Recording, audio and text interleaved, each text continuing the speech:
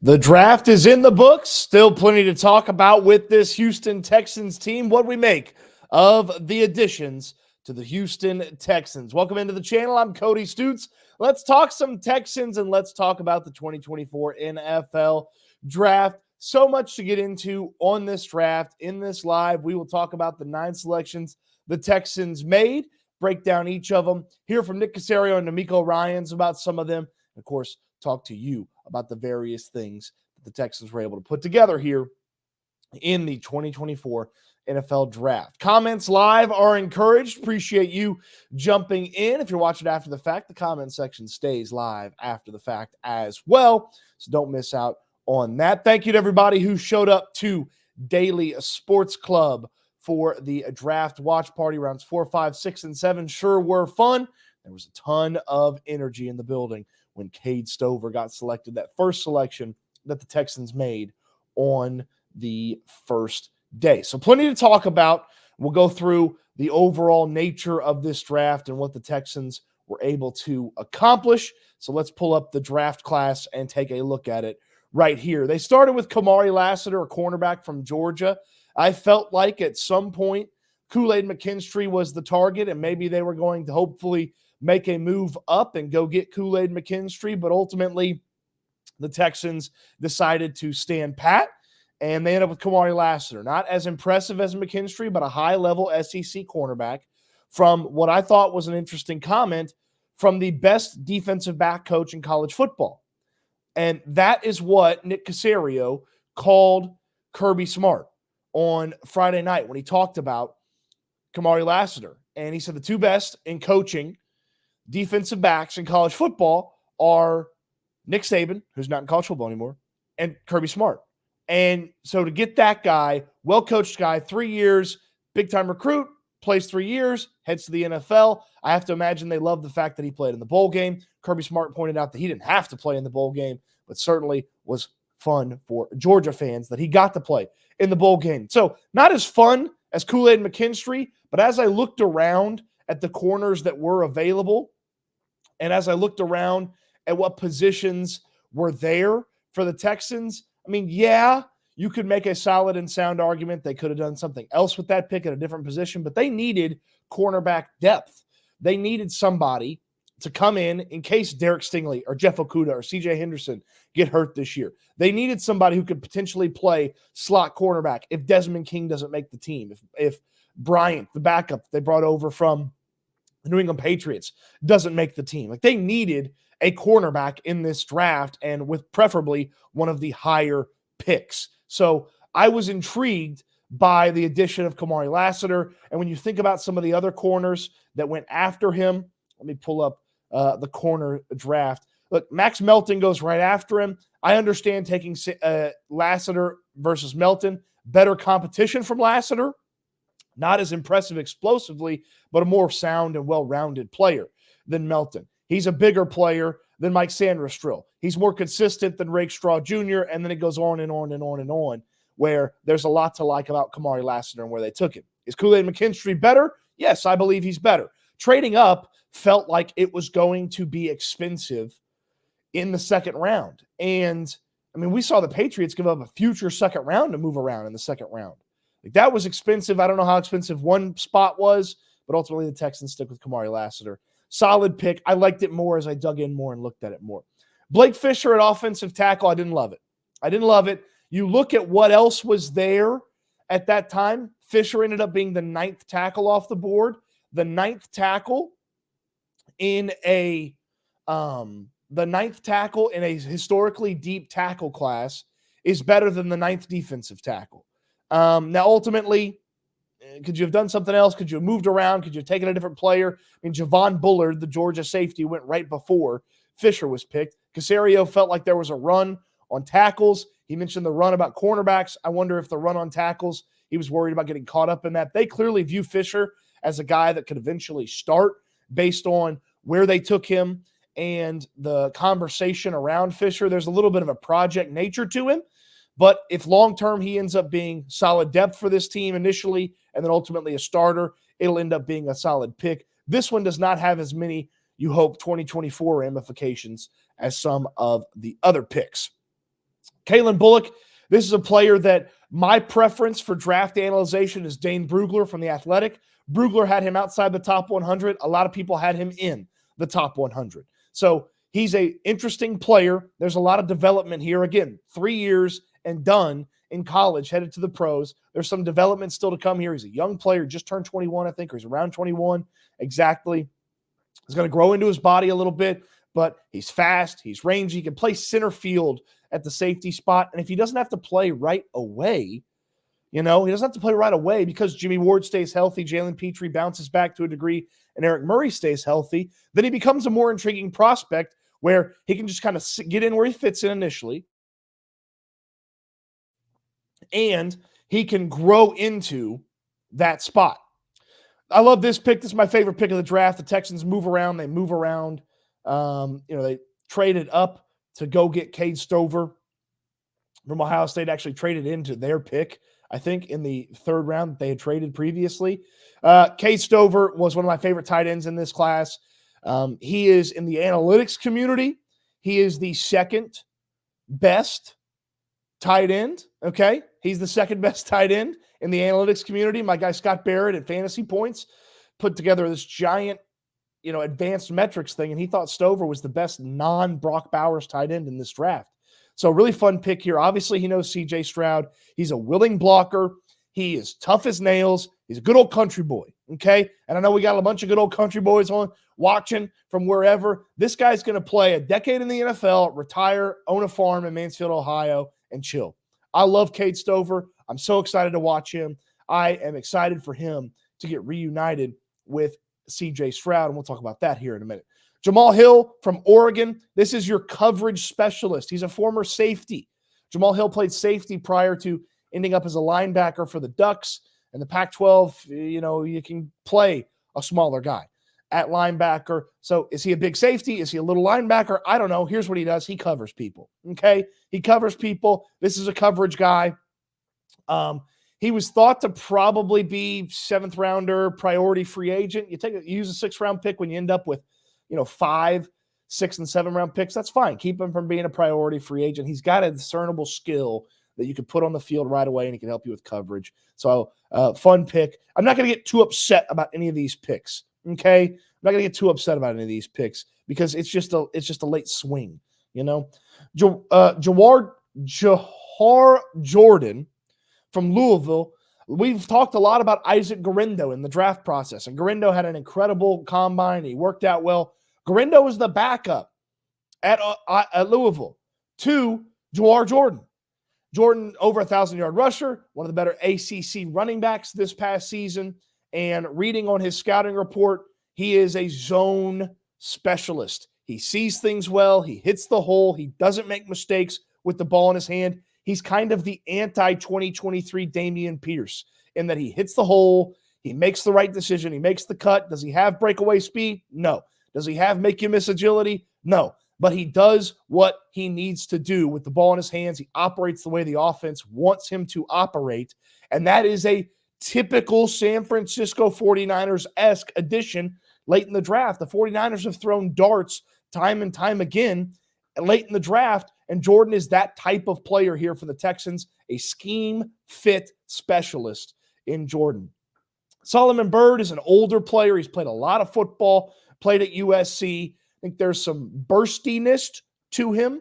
Like he's got a lot of burst. The consistency is probably not there. And again, an older prospect, and USC's defense stunk to high heaven, so he falls a little bit. But this is a guy that if he is able to harness on a consistent basis some of that just go and get the quarterback thing, he's a guy that could sneak onto the roster and help you. You're always looking for edge talent. And if you aren't able to keep him, you stash him on the practice squad, and maybe he's available for you should an injury or two pop up.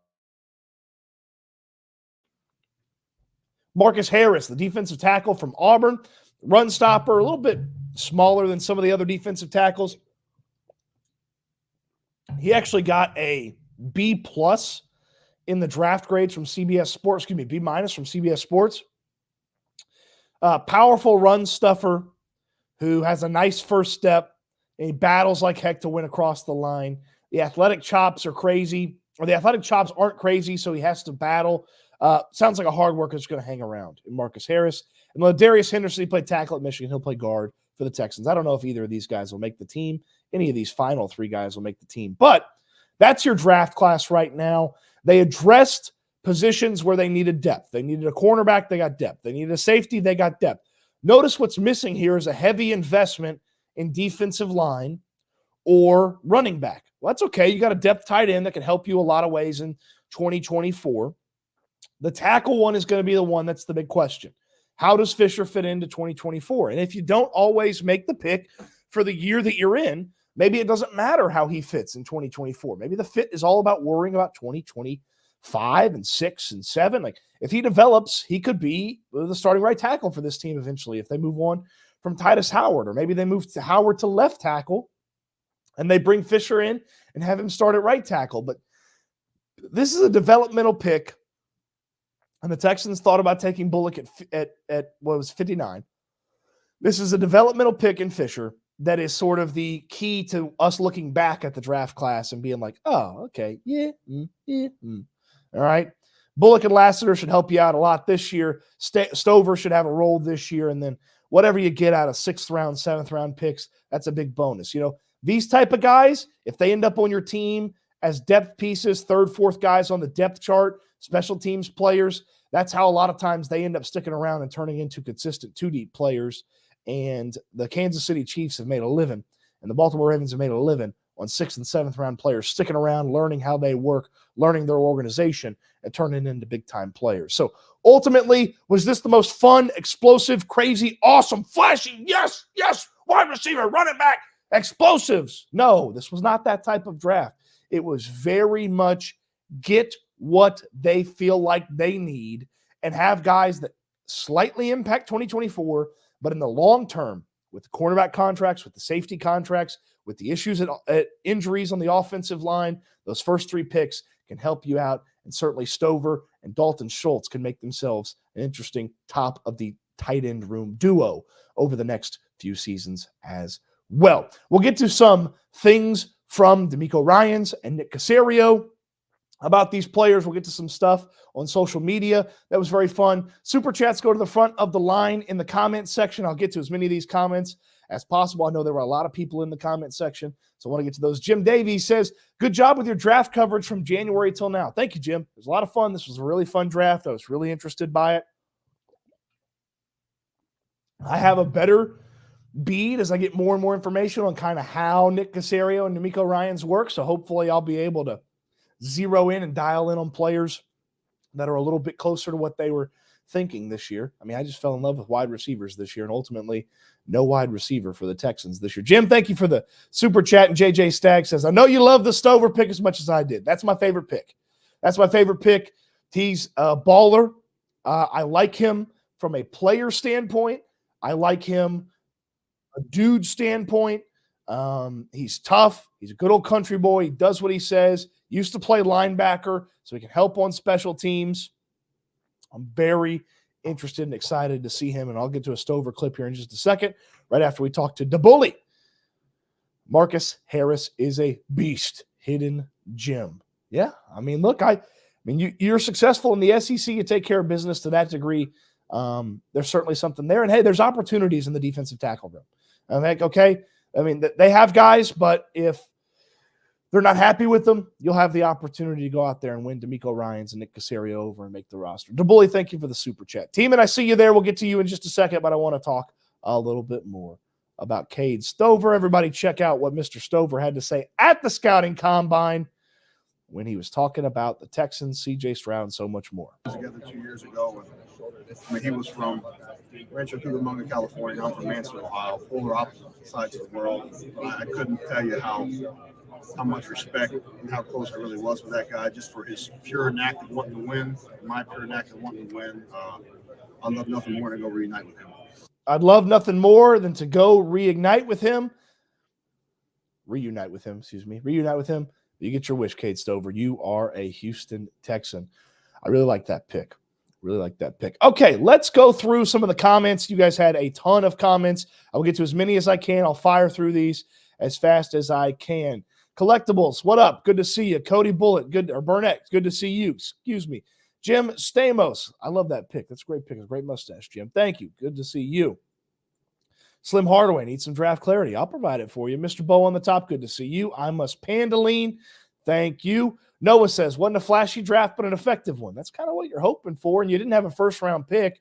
You know, if you want to add Stephon Diggs' addition into the conversation around the draft, certainly be my guest, and that would help you improve your feeling of the draft. I like the tight end pick.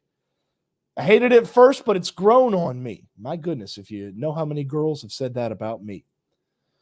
I love the Marcus pick. Of course, we're talking about Marcus Harris, the defensive tackle from Auburn. Nailed the meaty part of the draft. Mr. Robot, what's up? After totally overreacting yesterday, I love Blake Fisher. In fact, I want him to start over Titus Howard already. I don't know about all that. Collectible says Bullock has taken Petrie's spot. If you guys want to get in live, like our guy Teeman, you certainly can. Teeman, what do you got for the people? My God, are you in a cave? What's going on? Are you okay, sir? I'm good. It's just dark in here, so that's all it is. What's up, man? What'd you think of the draft? First things first, when Cade Stover got picked, in my head, I could see you doing a fist pump. I just know you did one. Oh, I did a fist pump. I immediately was fist bumping everybody, and I said, let's go, probably about 10 times. Yep. Here's my thoughts on the draft, right? Because I was very hard-pressed going into this of thinking about, okay, whatever player we draft, unless like a cornerback 2 is probably, in my opinion, our biggest need, but I didn't see anybody really being starting material. Like, say we draft an edge, Daniil Hunter and Will Anderson are not getting benched in this season. Like, there's no chance of that. Maybe defensive tackle alongside Danico Autry. We have our linebackers with Christian Harris and Aziz Al-Shire. The offense is set with the offensive line, minus maybe Titus Howard if he's injured. Dalton Schultz is starting. Joe Mixon is starting. Stroud, we don't even need to bring that up. Wide receivers, Diggs, Collins, Dell, Noah Brown. Like, so to me, I like the approach that we had, future and depth, because we needed depth, like, especially with the Blake Fisher pick for me. Like, it's important depth because the Ravens game last year, Stroud had half a second to throw every time. And it was like, I was like, we desperately need to bulk up this O-line because, like, you know, we're going to be probably playing the Ravens again. Well, we are this season in the regular season, right? And, you know, we're going to be playing Chris Jones and the Chiefs, right? Chris Jones is going to wreak havoc. And, you know, we're going to be playing a lot, like, tougher teams. So we need to get good depth, especially with the injuries we have. Yeah, I mean, look, you played from a depth standpoint. When you talk about the tackle, that's kind of what you think about. And you played last year at tackle: Laramie Tunsil, George Fant, Josh Jones, Michael Dieter, Jaron Christian, Charlie Heck, Austin Deculus. Like, you played 7 different tackles last year. Yes, so if this guy is tackle number 3 and the list stops with him because Tunsil or Howard gets banged up and he can step in for him, then, like, really good pick. Really good pick. And it's like the thing with Lassiter is what I've been hearing and reading from him is he's projecting more as a slot corner because of his 40 time, right? He's a slower guy, but his closing speed is really good. Like, he's a guy who keeps the receivers in front of him. Now, if they get behind him, that's a different story. But he keeps, like, he's smart and he knows that. So I think this is more of like a Desmond King insurance. Like, it's like, okay, because we cut Desmond King out of training camp last year, right? We only brought him back in like week 10 or something like that. Brought him back after Tavier Thomas fell apart. So I think it's like this is insurance for that. And I think that cornerback 2 is between Okudah and Henderson, as much as I don't like that because both of them are injury prone, but I think that's what it is. And I think with the Bullock pick, I think that's Jimmy Ward insurance because Jimmy Ward, A, was not healthy, and B, has 1 year left on his deal, right? And I think they're saying, okay, Petrie, you got 1 more year to show us what you've got. And if you improve, great. If not, then we're going to draft your replacement next year. As for Stover, I think Stover is Brevin Jordan insurance because Brevin Jordan has 1 year left. And if Brevin Jordan doesn't show up, then we have a tight end 2 of the future because Dalton Schultz is tight end 1. I really like the Marcus Hall pick. I think he had a 5th round grade from Lance Erline from what I read. So I think he's got a chance to make the roster as like a rotational defensive tackle. So I like that pick. And like I think, like, in my personal opinion, grading drafts right after they're done is kind of pointless because we've not seen these guys play like Kamari Lassiter could be Vernon Hargraves or he could be Jalen Ramsey. We have zero idea right now, right? I think the biggest thing about right after a draft is, did a team have needs coming in, and did they find a body at that need position? Yes. And I would go thumbs up on almost everything for the Texans. That I can understand. And I think with the wide receiver, right? Like I was, as you know, I was in Landry's show last night and he brought up a point where it was like, oh, we might need a wide receiver because, Nico's injury prone, Tank is injury prone, Noah Brown, Robert Woods. Sure. I'm going to find it hard to believe that all those guys at once are injured, maybe one or two. And I think we have enough depth to keep up with it. Like, I mean, based on the O-line last year, it's very possible that we're missing 3 receivers, right? Like with this team, like it's not impossible, but I think like after the 3rd round, I don't think you'd get like a wide receiver much better than like John Metchie, Xavier Hutchinson, if I'm honest. Like maybe Troy Franklin, but you still got some potential there for those guys if they can make it work too. So give them the opportunity, and you got the undrafted free agents and some other guys like Steven Sims is still in the building. Exactly. Maybe he makes something happen. So, team, and I appreciate you jumping in, man. Yeah. Just one more thing that I found funny. I expected the Colts to go corner. They're going to get absolutely torched by Diggs, Collins, and Dell next year. It's going to be very fun to watch because I was like, they got to go like Terry and Arnold or Quinion Mitchell here because of the wide receivers. Like Titans have 3 good receivers. Jaguars have 3 good receivers. Like the Colts are going to get absolutely smoked in the air next year by the division. So yeah, they drafted their first cornerback pick was a 6th rounder. 6th round, not great. So not great. Yeah, that's a good point, Teeman. Smoked next year. Yep, awesome. Good Thanks, point. Stoots. Appreciate you, man. Good stuff from Teeman. Jumping in, you want to jump in, you can get to the top of the chat and throw it in there. Let's fire through some of these. Blake Fisher is a monster, genius scouting. Too bad I never looked him up. Casario did great. I think Blake could be a top 5 tackle in 3 years if we don't extend Titus. I love the optimism. Cody says, I like Lassiter. He's going to be better than Kool-Aid. No injury concerns. Yeah, Kool-Aid McKinstry had a Jones fracture in his foot. He may not have been ready for the camp or for the start of camp, so maybe it was coming. It was one of those things where he wasn't going to be ready. They didn't want to invest in him. Derek, trading up overall was super expensive this year. I was surprised at how expensive it was to move around. Casario only made 3 trades. 3 trades. Spencer says, hi, Mr. Stoots and fellow Texans fans. I feel like a solid draft for us. Thumbs up. Thank you, Spencer. Slim Hardaway, Lass is better inside. We still need Okudah to be a good CB2. Look, if Okudah or Henderson pans out and plays solid football, they're going to have a really, really fun secondary, especially with Lassiter popping in as a nickel back from time to time, Desmond King still being there. Like, there's some options. Mr. Robot says, Lassiter's basically my guy. I have to back him. He doesn't run a 4.6. It's a 4.5. Yeah, he's not football slow, but he ain't football fast either. And he's certainly not workout fast. Peace Dog says, I drink all my Kool-Aid and I'm ready to give Nick and company an A++, but only if someone tells Landry. Yeah, Peace Dog and Landry going at it at the live streams. I could be wrong, but I think we got some draft steals from Gray Lion. Kyle says, wasn't a sexy draft, but I think we're a better team today, and that's what's most important. Now they can still upgrade a D-tackle or secondary if they want. Certainly. A couple super chats to jump to the front of the line. Wildest. Definitely. We wish we had picked BB instead of Fisher, and the Lassiter pick would have been better if we had Kool-Aid, in my opinion. Yeah, I didn't want an interior offensive lineman, so I mean, they have options at guard. BB's a guard. He can't play tackle. And between Kendrick Green, Jarrett Patterson, and Juice Scruggs, that's 4 guys for 2 offensive line spots. They had options there.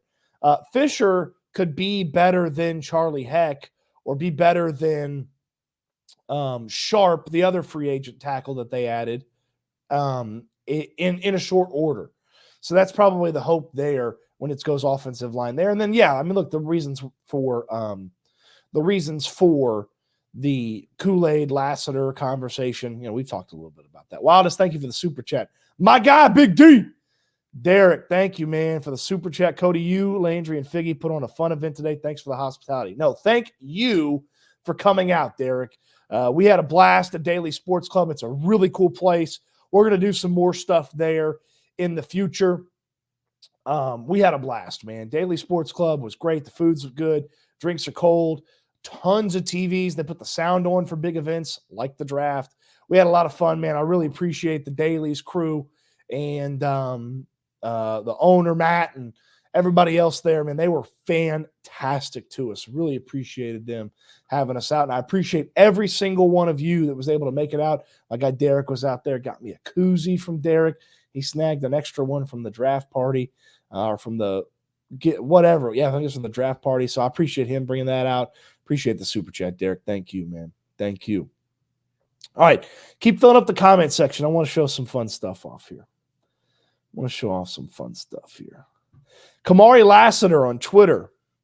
He put up kind of a hype video from his draft night. I thought this was the first round pick for the Texans. Hey, before they call my name, I want to let everybody know, if you here, man, I really love you. I really care about you. And if you here, you was a part of my journey in some way, shape, or form. So for that, I thank everybody here, man. I really love everybody here, man. Appreciate y'all,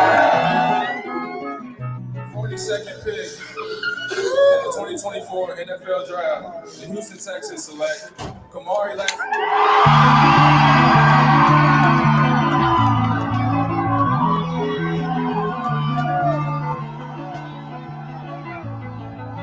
I love his chain.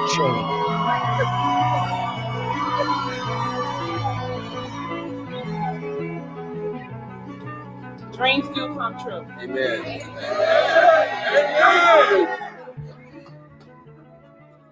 That was cool, man. I thought that was a little cool piece of footage to throw up there. He put that together. The chain is so cool. He calls himself the locksmith Lassiter, because he got it on lock. He's a fun personality, and the chain is sweet.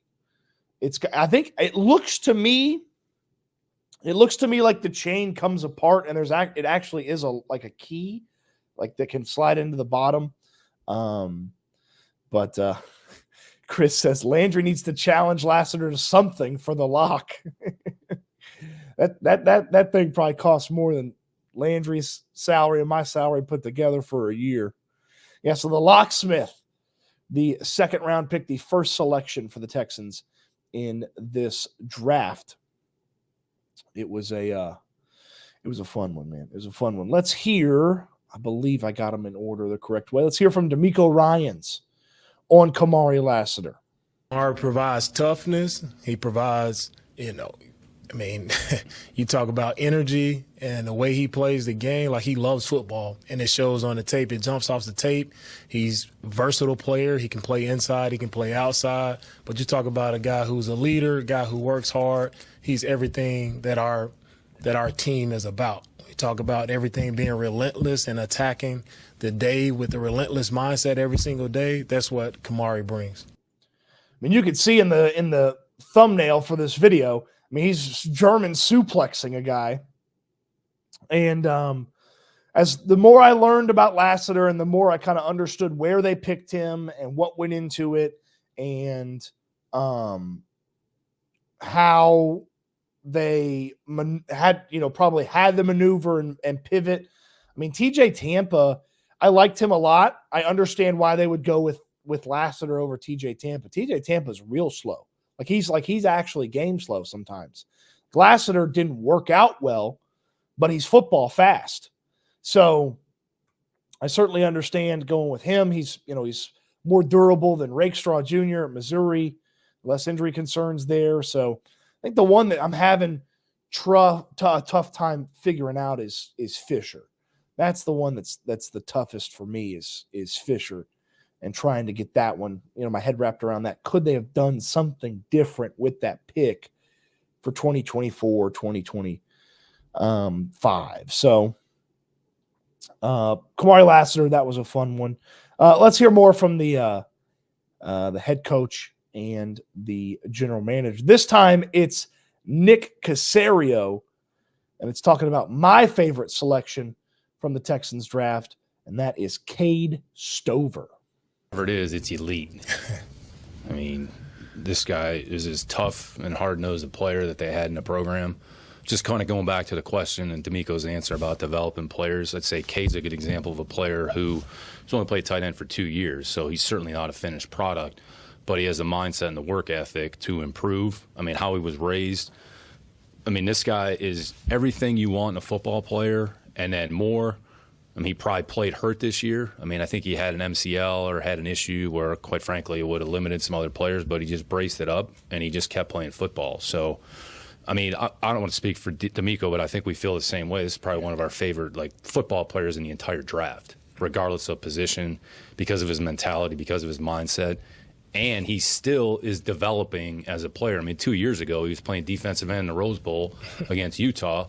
Now he's, played tight end for 2 years, and here he is getting picked in the bottom of the 4th round, and his position is, we think tight end. That's why we drafted him. So, but, I mean, blue collar as they come, and from a makeup, traits, toughness, mentality, I mean, this is an elite guy.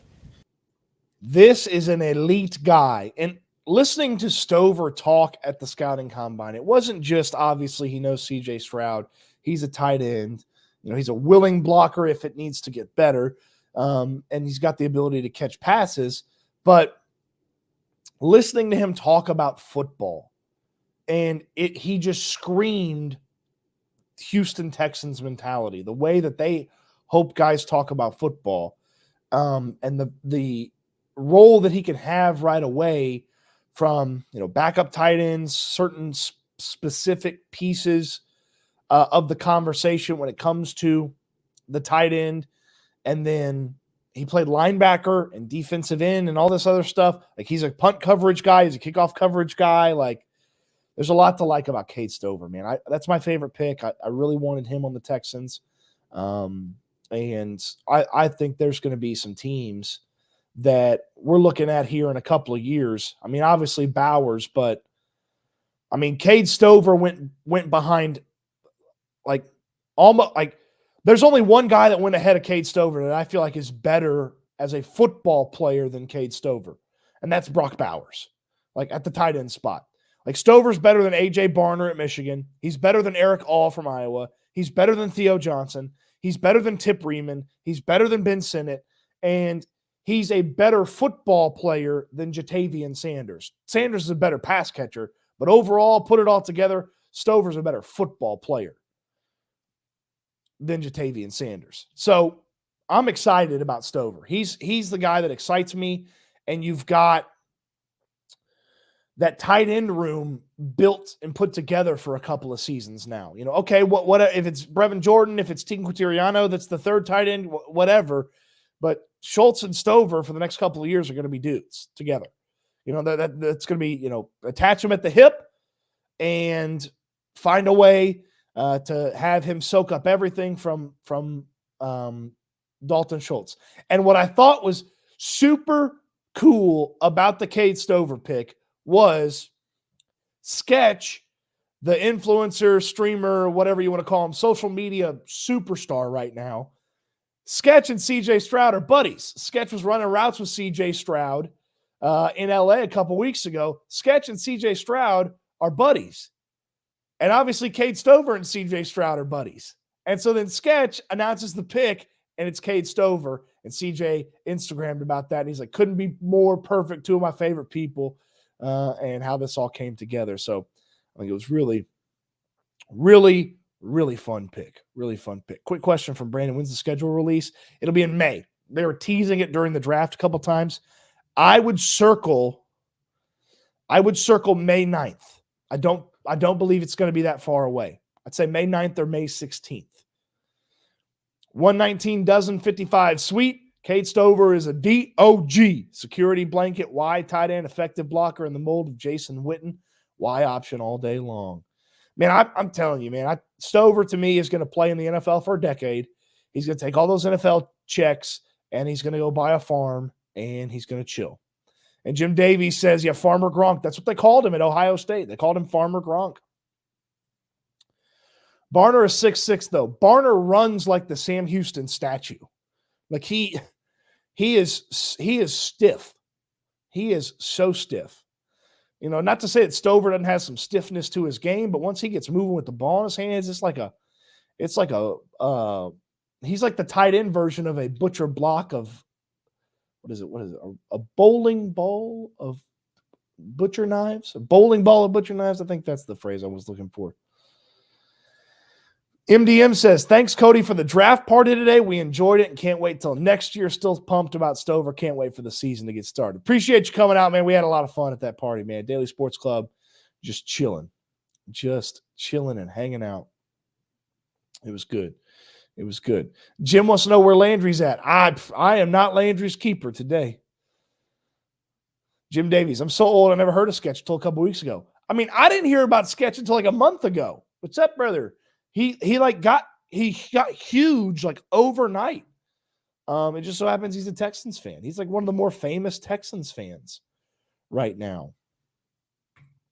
Gage says, hopefully we can get Gabe Hall. Did Gabe Hall sign with anybody? Like that feels like a guy that could have been a really good priority free agent. He had a nice Senior Bowl. I think some people were so Gabe Hall went to the Eagles. Ooh, that feels like a good player that feels like a really good player to a good team. The Eagles had a fantastic draft. My goodness, did they have a great draft. So Gabe Hall ended up with the Eagles. Good for him. It's a good spot to go. Austin Savage, any free agents you think will be added? I'm assuming, and here we go with the super chat. Austin, thank you so much, Austin. Appreciate the super chat. Any free I mean, they brought in some undrafted guys, and they'll kind of wait to see that thing, play out, I would think. There's not anybody that's just knocking my socks off in free agency. I mean, I guess I could go look at the defensive tackles, but I would tell you if they were going to add one of these free agent defensive tackles, I would guess that they would have already added them. Also, Spot Rack went under a website redesign, and I don't like it. And just give me the guys that are available. Like Fletcher Cox retired. Hassan Ridgeway's never stayed healthy. Linval Joseph's 90 years old. Ross Blacklock's Ross Blacklock. James Lynch is out there. Like he's kind of disappointing for a Baylor guy. Like I don't think there's a guy out there. They'd be a great candidate for a team. If a big guy got cut from another team, it'd be a great candidate that way. But again, they've got options at defensive tackle. They added Danico Autry, who's a sometimes defensive tackle. They added Tim Settle, who I was told this week they're pretty high on. Mario Edwards Jr., sort of a journeyman backup guy. Khalil Davis and Kurt Heinisch are still here. And then they added Foley from the Jaguars. I'm going to go get his name right now. I'm going to go get the pronunciation right. Fatukasi. Yeah, Foley Fatukasi. So Fatukasi's the guy that I feel like is going to get entrenched and stuck right there on the defensive tackle spot. Christian Silva with the super chat. Thank you so much, Christian. Nice to meet you today, Cody. Hope y'all do another draft party next year.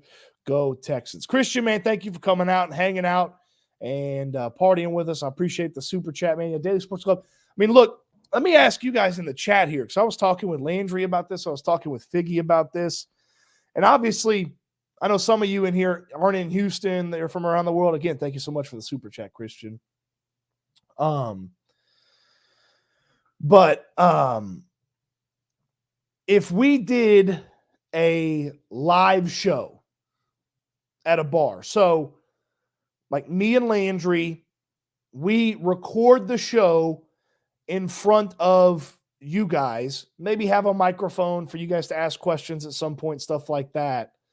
Like, where would y'all come to that once a month, every week? If we moved it around town, like, what would y'all come to a live recording of the show? We'd eventually put it up on YouTube. But that's what we were thinking about. Like today was just a chill. Like we didn't do any show stuff. We gave some hats away and stuff. But if we did if you knew that every week or every couple of weeks we were recording a live show at a place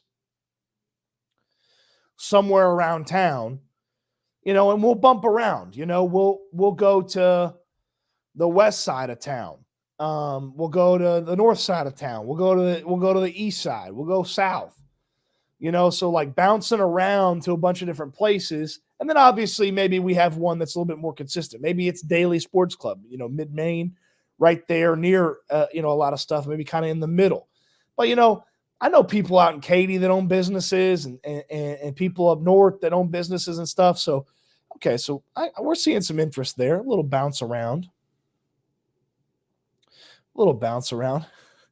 Is Landry going to handle that? He got pretty frustrated with people during the draft. He never gets that frustrated. It's like a duck. It just rolls off his back.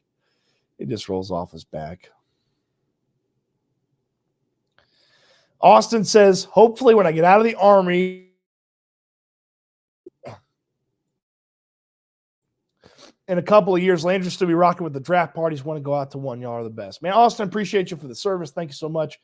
Yeah, man, we're going to do some fun stuff. I think this season we're going to dial it up. We're going to have some fun stuff. Baylor Barrow 3 wants us to do it at Olive Garden. We could do that. I know some folks that work at the Olive Garden. So, we could bounce around, have one spot. We'll figure it out. We'll do some fun stuff. I know we're going to do something like a training camp or a preseason like kickoff or something like that. I know we're going to do something to that effect right before the season gets going.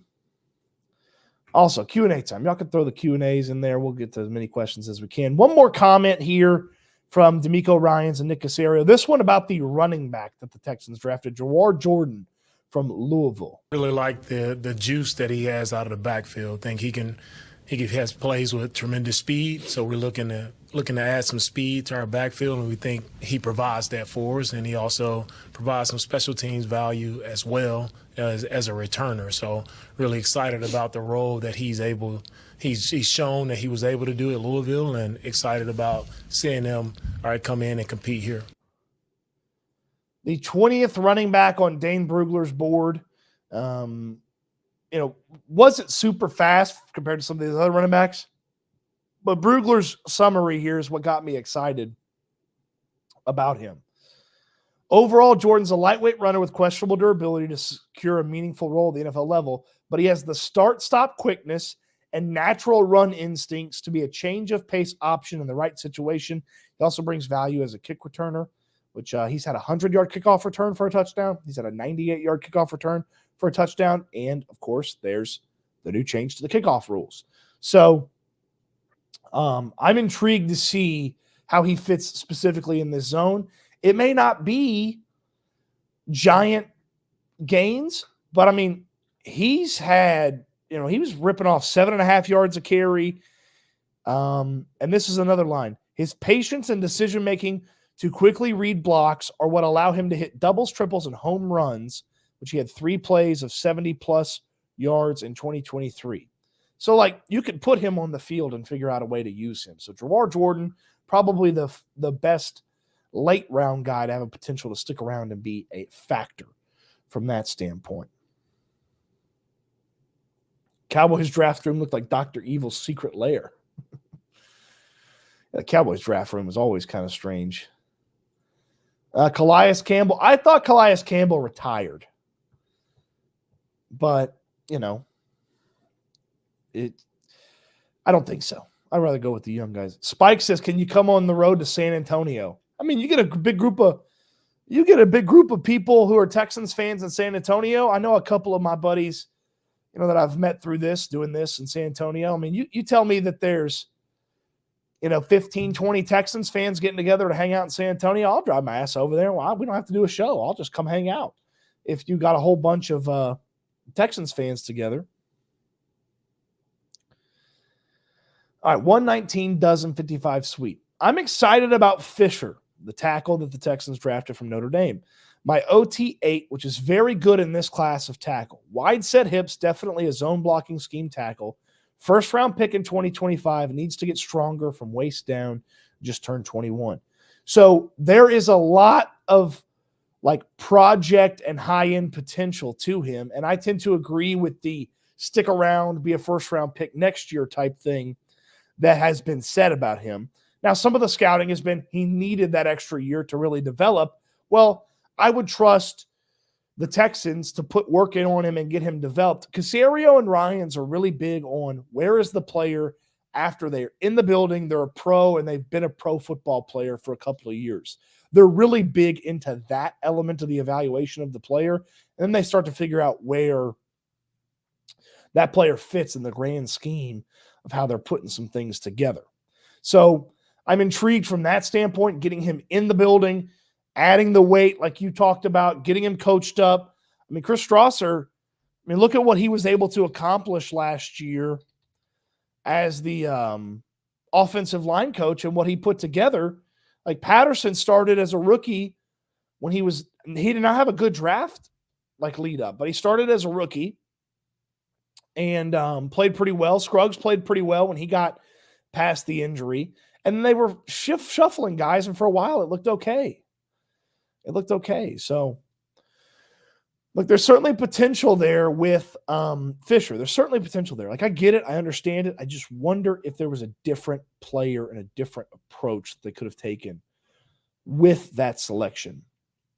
He's Brugler's number 11 and the 73rd overall player. Like, they drafted him at 59, and there was 13 offensive linemen drafted after him before the second round finished. So, if they wanted him, go get it. And he seems like a good dude. One more thing about these players. I'll get to paperchase.com here in just a second. All these cats are durable. Fisher, 26 straight, I think, to finish his career. So 26 straight to finish his career. Lassiter basically played every game since he arrived at Georgia. Bullock basically played every game since he arrived at USC. Those first three guys, durable. And you talked about, we heard Caserio talk about Stover playing through injury. Durable. After injuries zapped this team and took it out of them, durability is incredible to have from these players. Paperchaser.com says, do you think the Texans should have moved up to get Cooper DeJean? He's probably a better version of what Lassiter is, in that he can play a little outside, he can play a little inside. Some people thought Lassiter could be a safety, which I thought was a pretty interesting approach. So he's probably, the cost to move up was expensive this year. So do you want to trade a future second to move up a couple of spots to get a guy, or do you want to keep that future second? Like, I would have rather kept the future second. So DeJean, no. Could you have moved up one spot for Kool-Aid? Probably, but I'm past that now. Like, I was bummed about the Kool-Aid thing. I still have the stupid Kool-Aid packet right here. I went and bought, I got a 6-pack of the Jammers. In my fridge. Okay, I want to tell you guys real quick about my guy, Dwyane at Platinum AC and Heating. When you need the AC guy, you need the AC guy. If your AC goes out, it is hellacious in Houston. It can be really expensive while you wait for some big company that's not from here, that employs tons of people. They don't even know anything about how hot it is in Houston because those people used to work somewhere else around the company. That's around the country. You don't want that. You want a local guy that you could trust. You want a Texans fan just like you. Call my guy Dwyane, Platinum AC and Heating, 832-777-3683, 832-777-3683. Just put it in your phone like I got it in there. Just put it, the AC guy, Dwyane. Put it in your phone, and when you need the AC guy, you've got an AC guy. Platinum AC and Heating is a 5-star rated Better Business Bureau, 5-star rated on Yelp, 5-star rated on Google Reviews. Dwyane does a great job taking care of people. And you're saying to yourself, Cody, I don't need a new air conditioner. What is Dwyane going to do for me? That's a great question. He's going to come out. He's going to get your AC ready for the summer. Maybe it hadn't quite been blowing as cold as it has been. Or maybe it kind of is making a little bit of a funny noise. Well, when you do that pre-summer checkup with Platinum AC and Heating, you get that air conditioner ready to rock. And we know here in Houston, it's got to be rocking all summer long. So you want it to be running at its highest quality, and Dwyane can come out, get you the checkup, and get that AC ready to go. Put it in your phone so you have it when you need it, because when you need an AC guy, you need the AC guy. My guy Dwyane at Platinum AC and Heating. Put it in your phone. Check him out. And when you need the AC guy, call Dwyane. Austin says that best ability is availability. I mean, look, being durable, I'm never going to get upset about being durable. Guys that go out there and can play all the time, that's a great thing. That's a great thing.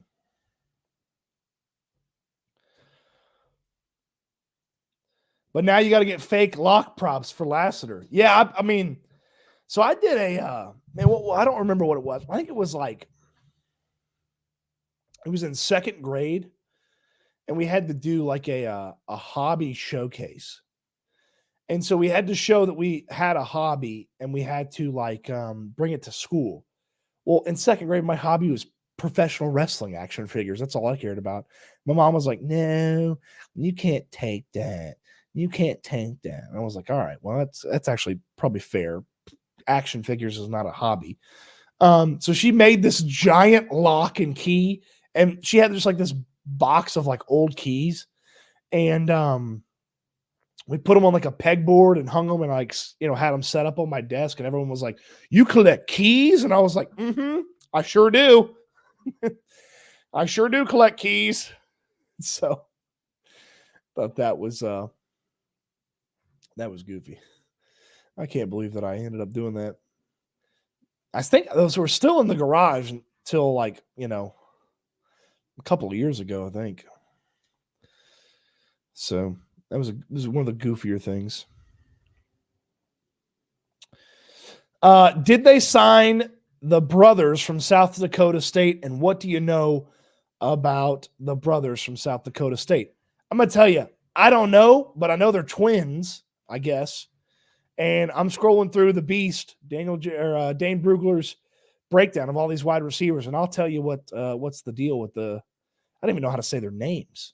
The Yonke brothers. Jaden and Jackson Yonke. Yonke's the honky Yonkies. Let's see here. Not invited to the combine. Ran a 4.58. This is Jackson, the higher rated one. Yonke has average suddenness, lacks a true A+ trait, but his route running savvy and instinctive ball skills are NFL quality. He's a potential draft pick who can make a mark on special teams. Okay. All right. And then his brother was ranked like 3 or 4 players behind him. It's weird that they're twins and they don't have like the same exact, whatever. Jaden Yonke is a detailed route runner who tracks and adjusts naturally as a pass catcher will have a tougher time uncovering versus NFL cornerbacks. A little bit faster than his brother. So Jaden and Jackson Yonke, they announced that they got picked. Let me see if I can find that. I think I saved that. We'll play the video of them being twins and twinning stuff up. Yeah, here we go. This one up. Man, what are we doing here, Twitter? Okay, so here are the twins. And sorry it took so long to get that all figured out. But Jackson, again, just thanks guys for coming. We are feeling the love for sure. Seeing all you guys here celebrate with us. With all that being said, where are we going? We are both going to the Texans. Yeah!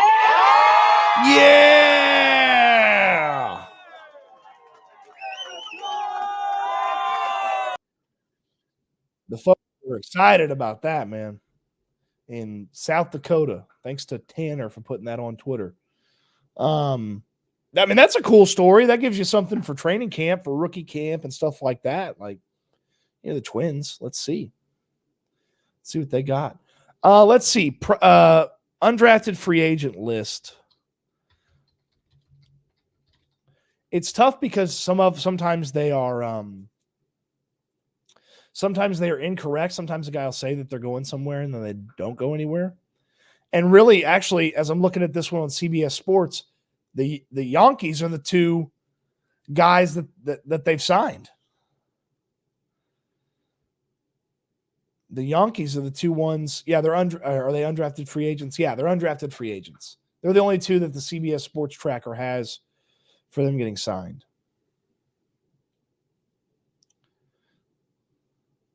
I must Pandeline. There's still people, Cody. There's always a better twin. Lopez twins, Morris twins in the NBA. Yep. Sean G, are you referencing the I love quarterbacks eating dirt, pom-poms and short skirts, and watching my team win with the twins? That was a beer commercial, wasn't it? Do they count as one or two free agents? I don't know. They let them just switch. They let them just switch.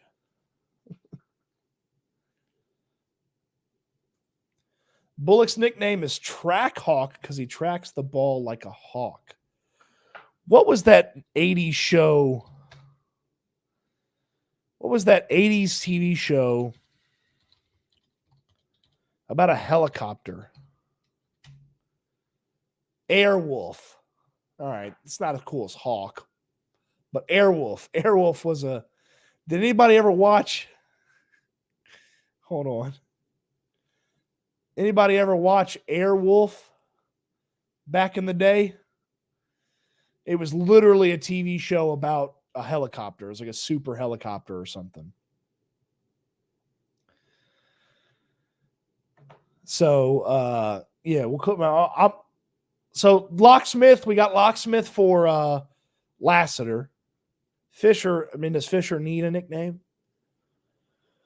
I'm gonna try to make Airwolf happen for Bullock, and then we got Country Gronk, but I'm sure he doesn't love that.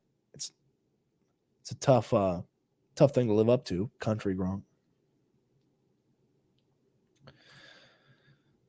Undrafted free agent Texans have signed the Yankee brothers from South Dakota State. Both are wide receivers. Go Jackrabbits. I'm from South Dakota, so I'm happy with that. Hey, cool, man. Cool. South Dakota. I want to say a buddy of mine from high school played at South Dakota. Hold on, let's do a quick Google. Let's do a quick Google. See if my buddy Charles went to South Dakota. South Dakota football. I'm pretty sure my buddy Charles from high school, who I wrestled with, ended up playing football at South Dakota. Jackrabbit sounds real familiar. Real familiar. Did you watch any of CJ with Micah? Do you think, like me, he doesn't much like Diggs, just watching his body language when Diggs was on the Zoom? I don't agree. I think that's a unique and weird situation. To Zoom, sometimes the audio is not always coming in right. And if he didn't like him, he wouldn't have invited him out to throw in California. So I'm not worried about that. People put so much bull crap on CJ. It's weird. Like, oh, he wasn't in any of the video stuff. He wants to leave. Like, oh, Diggs' body language. Oh, Nico wasn't at the throwing session. Like, did y'all watch that man at the podium all year? Did y'all watch him on the field? That's one of the most genuine dudes ever. Like, to add nefarious thoughts to what he does or doesn't do in the offseason is ridiculous. Yeah, Mike remembers Airwolf. Mr. Robot says it was an awesome show. There was a Street Hawk show back in the day. Zombies ate my bra. What's up? Airwolf was awesome.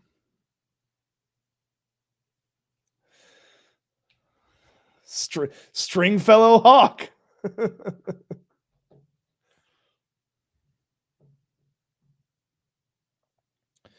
The DT from Auburn, Marcus Harris, was a great undrafted free agent signing. So they drafted Harris. They spent a 7th rounder on him. So they got him. And if he turns out to be a nice player, he's a very cheap, productive player.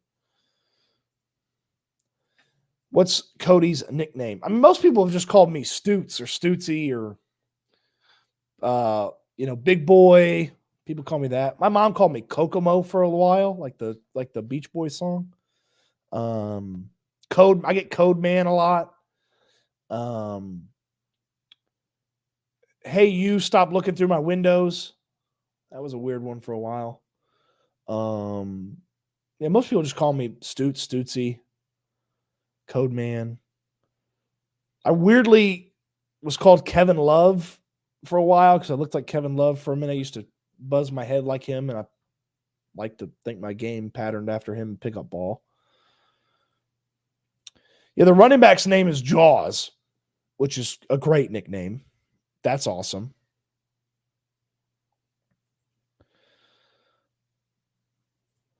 Would you rather have a ball hawk or a hitter? For this team, I think I'd rather have a ball hawk. I mean, they got some guys that can go up and make a play. I mean, they don't have a center fielder, man.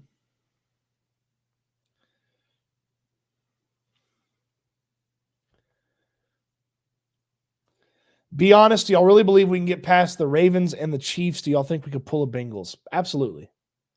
They possess the ability to do that. You got to think about the offense. It's going to get better. A little bit of health, luck over the course of the season, and they're right there. They're right there. Now, you got to go beat the Bengals the Ravens and the Chiefs, but they are right there. Right there. Did anyone see how Kool-Aid reacted after getting drafted by the Saints? Did he not want to go there? Was that did he have bad CJ was taken up for H-Town. That was great.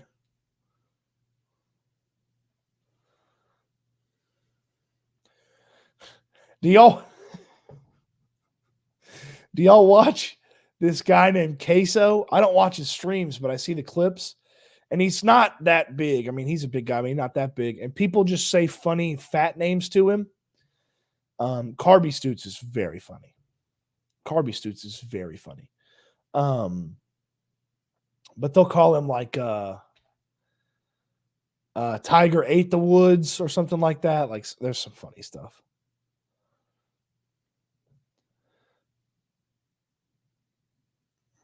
I get Hey Weirdo a lot. Still trying to figure that one out. Yeah. C Money. I've had a couple people call me C Money. Barstool Stoots.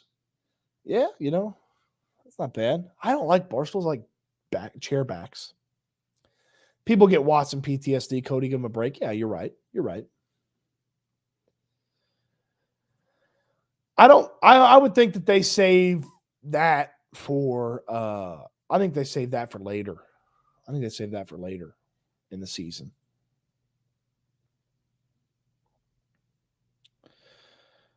Anybody remember the $6 million man from the 70s?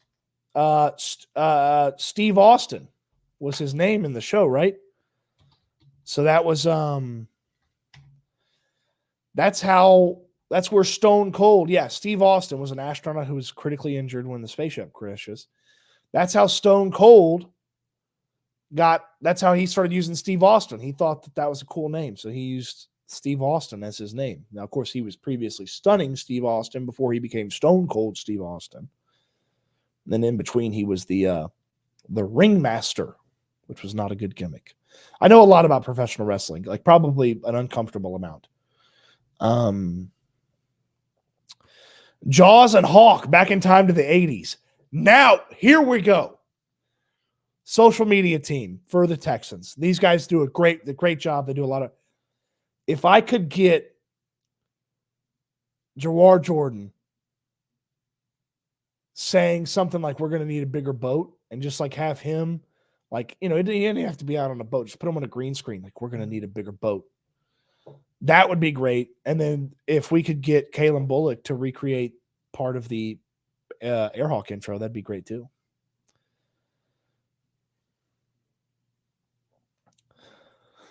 Food champ, all right. Fluffy Bunny.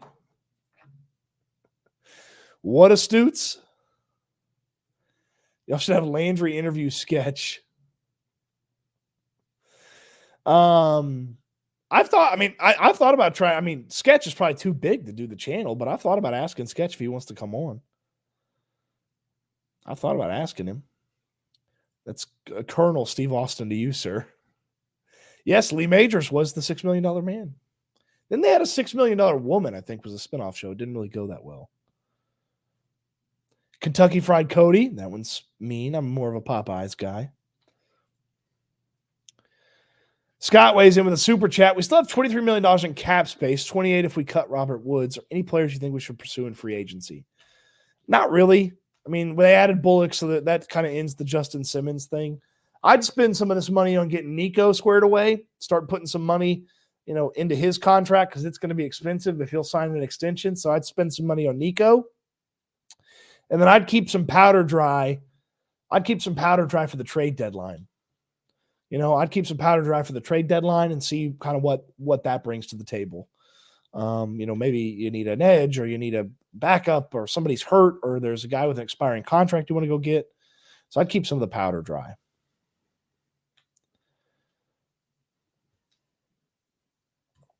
Going to the Cowboys versus Texans game when they release the schedule and tickets. Can't wait. That's going to be a big one, man.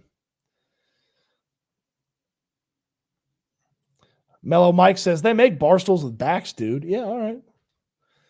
I have like space or where everything's set up for literally one bar stool, but nobody ever wants to sell one bar stool. Xerio said on the media interview that a couple weeks some guys are going to be cut. Any speculations? I mean, if they get to look at some of the young guys or guys came back and they're not in great shape or somebody's not recovering from an injury, like they'll kind of move stuff around there. The back end of the roster. I wouldn't think anything major is going to happen. Diabetic Stoots. Fun fact. I've never had diabetes and never crossed into pre-diabetes. Do have a family history of it, but don't have diabetes. Stoots, do you still follow wrestling? I pay attention. Yeah, catch it every now and then. I don't watch it religiously. Why are they trying to find you a nickname? No idea. No idea.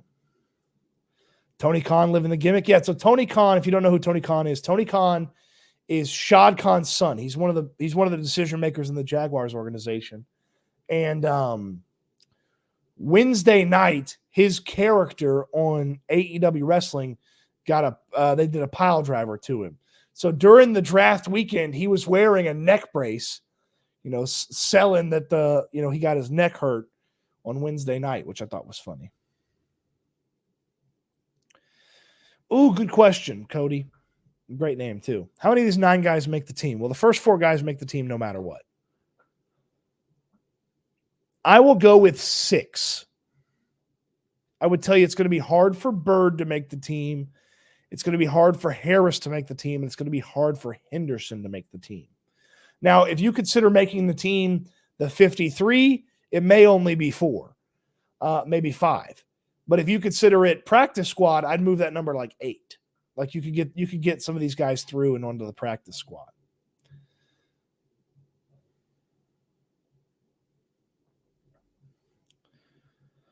I was literally typing, use the money for Nico. Yeah, I mean, that's what I would do is I'd use the money for Nico. I'd go ahead and do Nico since the draft is over. Phrasing. I believe you mean contract extension. Go in the season on a high note. Yeah. Look, they'll talk deals whenever too, They'll talk deals whenever. I remember Houston Wrestling on Sunday night, Channel 39. Paul Bosch, baby, the legend. Used to have the IW Marks spinning commercial where he'd spin around and he had those giant diamond earrings. Paul Bosch, baby. I love me some wrestling history. Do y'all want to play the Cowboys on Thanksgiving?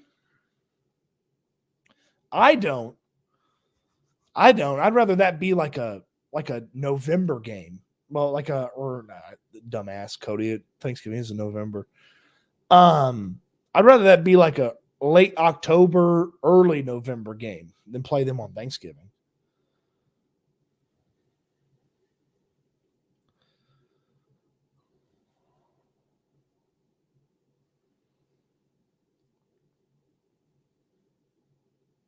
I'd go get a crazy punt returner. They got some cats on there that can return. Jordan, the kid they drafted from Louisville's got some return ability to him. I want to see the Color Rush uniforms when Tennessee comes to NRG. That'd be a good matchup. I'd like that. Ayad Ali. You should dress up as Brother Love and say, I love you. Brother Love is a great character. What day of the week is Halloween this year? Halloween's a Thursday this year. All right, we'll do a Halloween show. I'll get dressed up. I'll dress up as something. Do a Halloween show. Isaac says, I want to play the Cowboys for Halloween. That'd be fun. CJ going to scare that defense.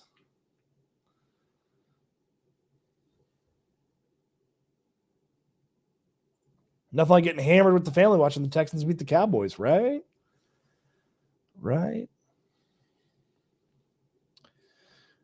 Hubra. Dusty Rhodes Hard Times promo is the GOAT. I don't have to say a lot more about the way I feel about Ric Flair. No respect. No honor. There's no honor among thieves in the first place. He put hard times on Dusty Rhodes and his family. Hard times are when the textile workers out of work, can't pay the wages, can't find the jobs. Something like that. Hard work or hard times when the auto workers around this country are out of work. I can't remember the exact hard time. Hard times is one of my favorite. I did a hard times parody for my fantasy football league for a championship matchup one time. That's hard times, Daddy. That's hard times.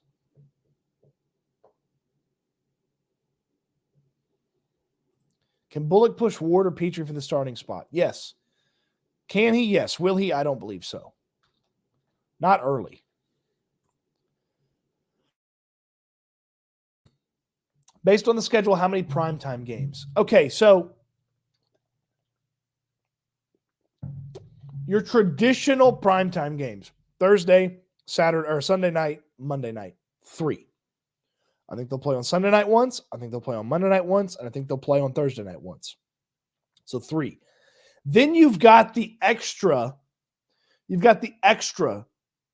primetime games. So Saturdays, you've got the Saturday before the Christmas game and the Christmas game. So I think the number ultimately ends up being 4 with kind of maybe a Saturday and then one of Thursday, one of Sunday, and one of Monday. So I would go with 4. The Bully. What do you think about the undrafted free agent running back British Brook? I don't know anything about him, but I can certainly do some looking here. Unless you're playing a trick on me. I don't know nothing about this guy. British Brook? Is he playing a joke on me? Is the Bully playing a joke on me?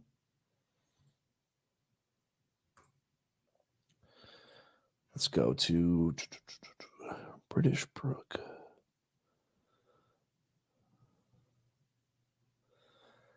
I got nothing on this guy. Get back to me in a couple weeks. I got a Phillip Brooks. Is that who he's talking about? Eric Brooks? I got nothing for you, the Bully. I'm sorry. Unless you're playing a joke and I didn't get it.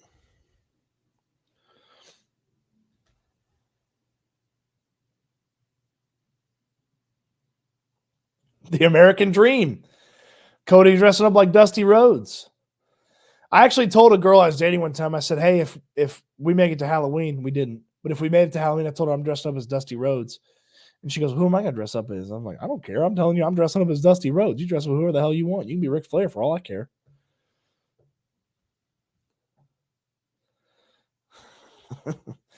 You missed your calling. No, I've been in Booker T's wrestling ring.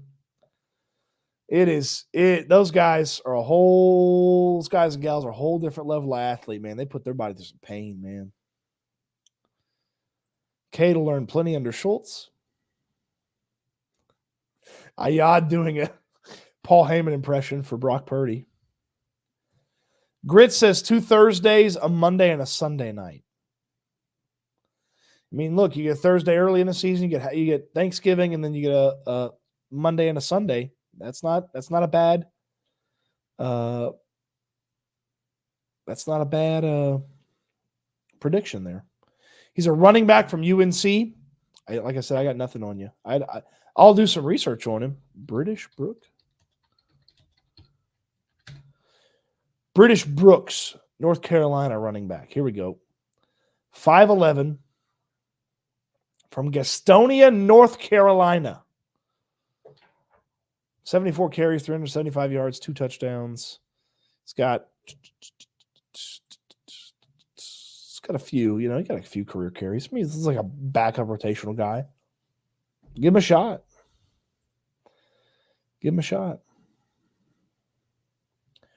British Brooks is his name. Okay. I don't know anything about him.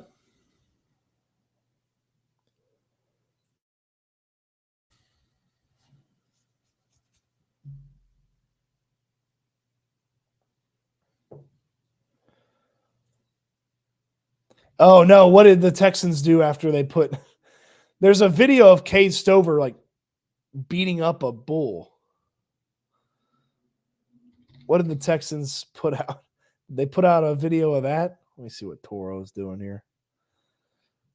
The Texans social media team does a great job. They do. I mean, they really do a great job.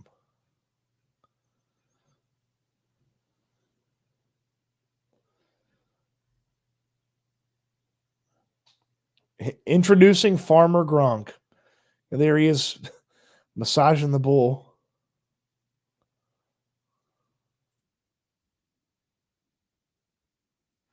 What did do? I can't see the Toro thing. What did Toro do? Let's see what Farmer Gronk has to say. Let's get him.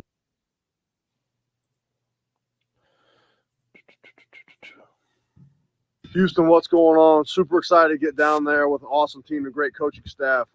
Excited to get to work. Go Texans. Houston, what's He didn't look like he was on a farm or anything. All right. And then this is the cow massage. He's going to have to show up like Vince Wilfork when he gets there for training camp. Throw those overalls, embrace it. I got your back. And I'm strengthening my hands. And you asked him at the combine what he was doing. And what did he tell? I love this guy so much.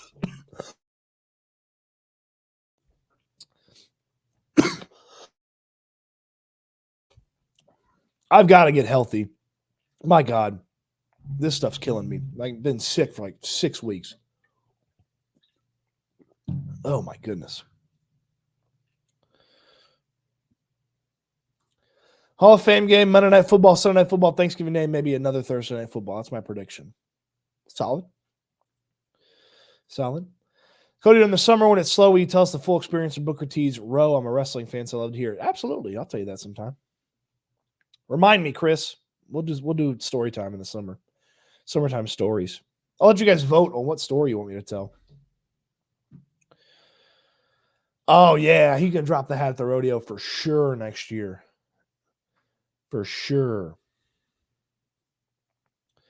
I'm late, Cody. Did you give a grade? I did not. You'll have to wait for Sunday for the grade.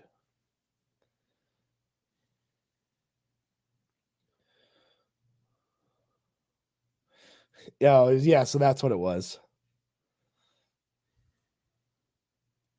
That's what it was.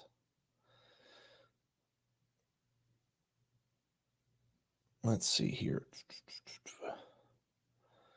All right, a couple more comments here, and we'll wrap it up for the night, as I almost died on stream here a second ago. What happened to Leonard Taylor? I will answer this question because it's a good question. What are your favorite sodas to drink? Diet Mountain Dew, Cherry Coke Zero, and then a fountain Coke Zero from a restaurant. Those are my 3 favorite.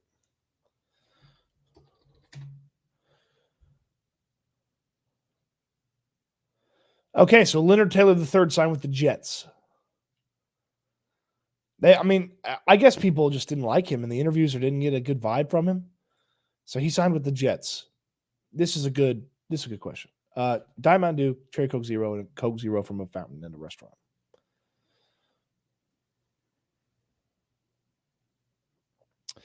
Hey, Anonymous and Ayan, stop fighting in the chat. How about that? We don't do bans and stuff like that. Just stop fighting. You and Landry need to reenact Stone Cold and Booker T at a grocery store, but this time at HEB. Well, I would put some HEB green salsa all over his ass in a fight, not in a weird way. Phrasing. The Packers did feel the Packers had like a very they were on the same wavelength as what I think a lot of people wanted from the Texans. Cherry Coke Zero's goated. It's the best. I had Canada Dry Zero. I had Canada Dry Zero, and it's very good. It tastes just like regular ginger ale. I've heard this rumor too. That's something to keep in your pocket there. Wild Cherry Pepsi Zero is very good. It is very good.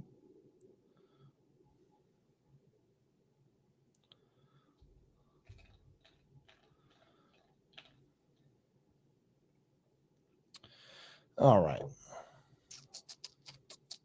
I was taking an OT round 2, but I thought it'd be Patrick Paul or Sumataya.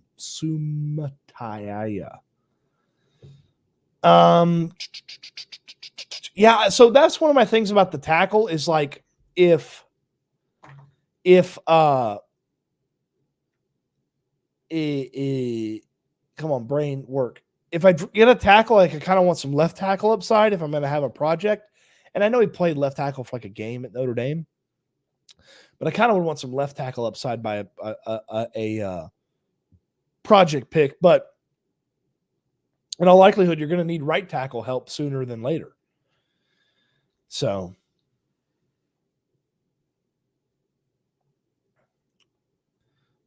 Cody Stoots is my favorite. He's my number one go-to for all Texans news. City Stoots, which is a weird nickname. And then he corrected himself and then corrected himself the wrong way. C-O-D-Y, my friend. C-O-D-Y. Okay, housekeeping.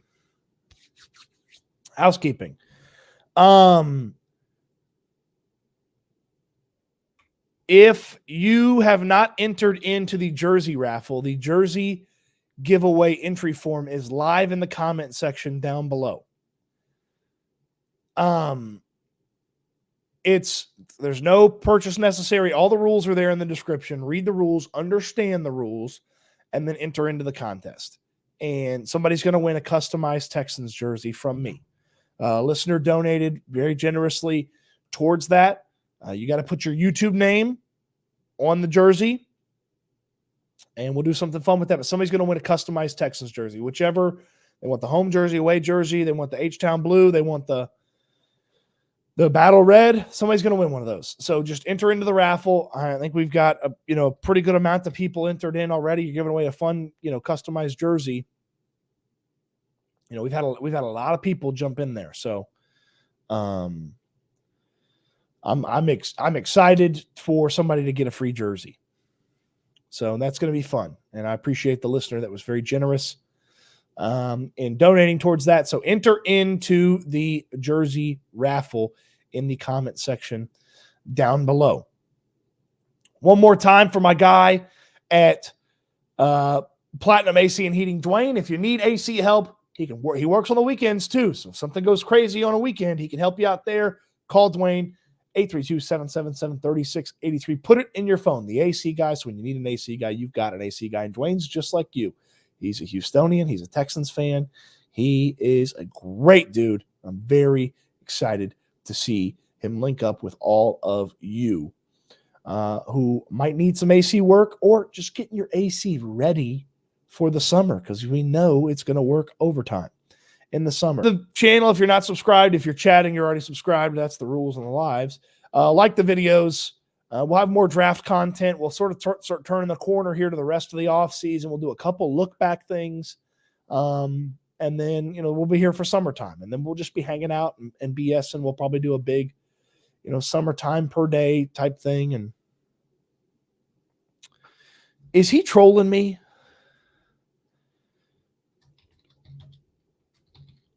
I am not Cody, C-O-T-Y Stoots, and he is not Cody, C-O-D-Y Davis. I see Cody all the time. There it is. Cody Stoots, Cody Davis. So, where do you enter into the jersey raffle? Great question. Go to the description of this video. In there are the rules for the giveaway. Read the rules for the giveaway. Enter on the Google form. All you got to do is click the Google form. You go in there. You're going to give me your YouTube name, your email, which jersey is your favorite. You're not committed to that jersey. If you want to get a different one or whatever. The rules of the contest are as such. We're not going to change them or anything like that. So in the description to this video, you will have a chance to win a customized jersey.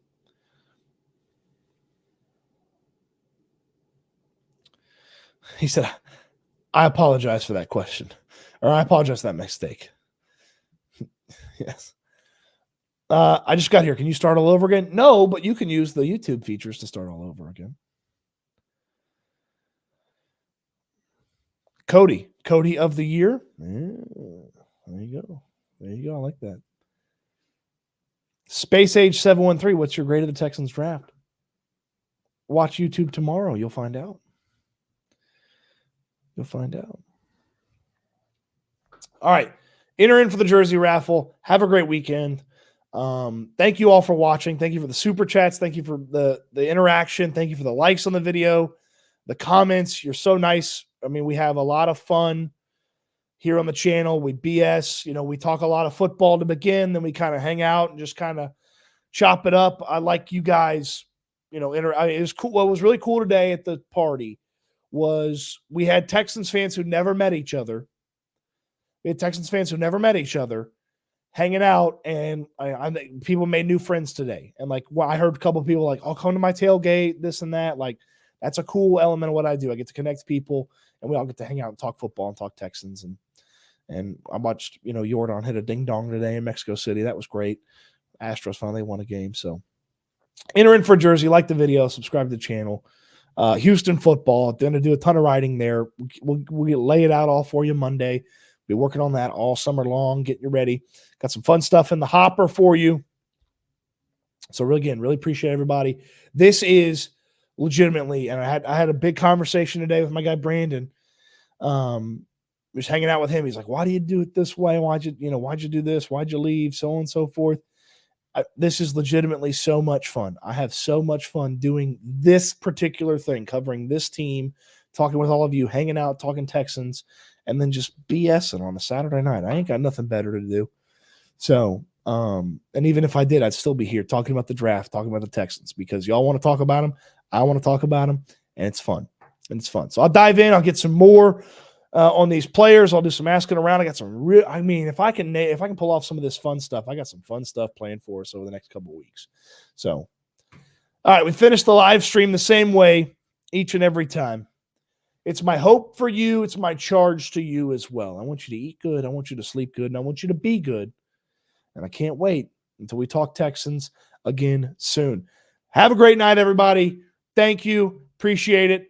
And y'all have a fantastic Sunday. Be watching tomorrow. You might see Professor Cody with some draft grades. So you don't want to miss it.